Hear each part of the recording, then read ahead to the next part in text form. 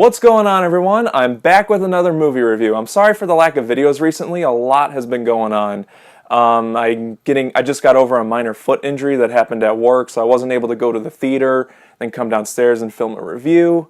It was also my birthday last week, so this has just been a pretty weird time to do movie reviews, but I'm back and I'm ready to talk about Guardians of the Galaxy Volume 2. Guardians of the Galaxy Volume 2 was one of my most anticipated movies of this year.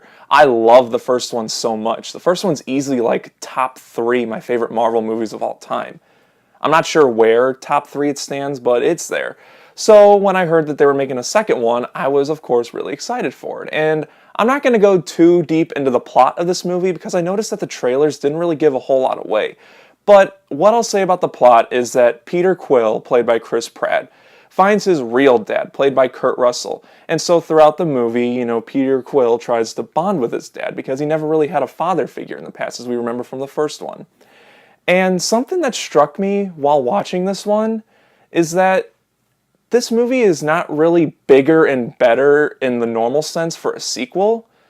What this movie does, though, is it focuses a lot on the characters. Even though we've seen a full movie with all these main characters in it, this one makes a really interesting choice to make the whole movie a character developing movie. Because, with sequels, especially Marvel and other superhero movies, they try to make it bigger and better, more explosions, more heroes, more bad guys.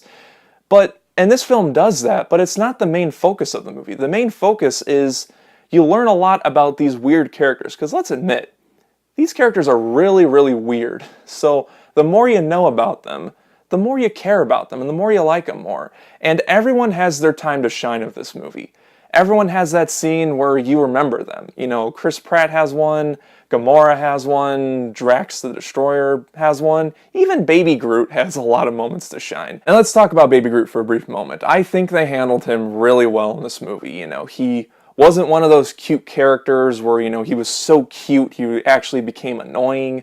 He wasn't in every single scene, because the way they marketed Baby Groot, he was like all over the posters, and you go to a toy store or a Walmart, all you see is Baby Groot. So I was worried that he was going to be one of those characters. Like, again, he's so cute, he's annoying.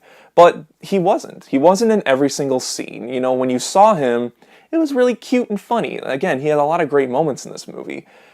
But he didn't overstay his welcome, and you gotta remember, Baby Groot is a baby now, so he's got the mind of a baby. When some of the characters explain things to him, he kind of got confused. He did a few little things wrong. He has a great scene in the middle of the movie to help Rocket out with something. And that, if they would have done it differently, it probably would have been one of those scenes where you just want it to end. But it wasn't. It was a really funny, cute moment. I think you guys would really love Baby Groot when you see him. Now, I do have some issues with this movie. I don't think it's quite as fresh as the first one was. And some of my issues involve sort of like the secondary characters and some of the minor subplots.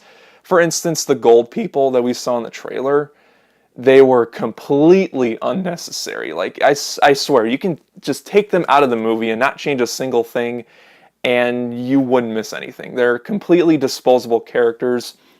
They don't really serve a purpose. They kind of do at the end credit scene, but that's the end of the movie. You don't really care at that point. I mean, if you care for the setup for the next movie of the end credit scene, but for just throughout the whole movie, they don't serve a purpose. And I felt they were kind of wasted in this movie. And there's a minor subplot with some space pirates led by Sylvester Stallone. And again, just like the gold people, they didn't really serve that much of a purpose for the movie. Again, they're relevant towards the end of the movie, but throughout the rest of the movie, you kind of forgot they were there. Those two little things, well, they're not really little, but those two things, they could have expanded upon more, but they didn't. And those are kind of the bigger issues I had with the movie. Again, if you would have taken those out, it wouldn't have had much of an impact. You wouldn't miss them, And also my final issue is that the way all these subplots along with the main plots are spliced together throughout the movie, it felt very rushed and very choppy. It's like, we're here, and now we're going to go here, and now we're going to go there, and now we're going to go there. And it just didn't mesh well, I don't know a way around it, but it's just something I noticed. It felt almost out of place the way they were edited together. Because you forget that one thing is there because you're so focused on this other thing, and then when that other thing comes up again, you're like, oh yeah, I forgot that was a part of it. Huh. So those are pretty much my main issues with the movie. You can kind of complain that they're minor or major. I don't know. Those are just the little issues I had. But other than that, I had a great time with this movie. It was really funny and also really heartfelt when it needed to be. And that's something that surprised me too. I'm going to give Guardians of the Galaxy Volume 2 3.5 stars. Again, not quite as fresh as the first one. I actually prefer the first one over this one.